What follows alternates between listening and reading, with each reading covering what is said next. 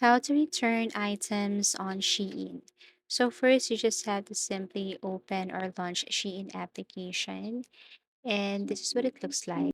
Now, what you want to do if you want to return an item because there is something wrong with the item or whatever reason you have, so all you have to do is to simply look for that item and then ask for a return.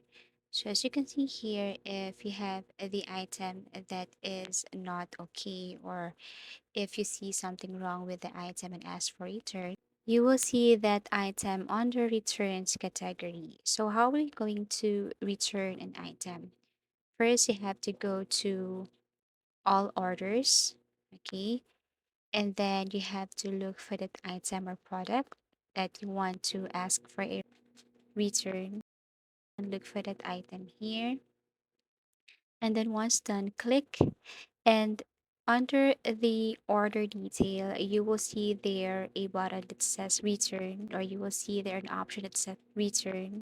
And all you have to do is simply click that one. And they will ask for a reason why you want return. So you must be very specific with your reason. And as much as possible, you also need to provide a proof that there's something wrong with an item. Or if you have other reasons, then everything is up to you.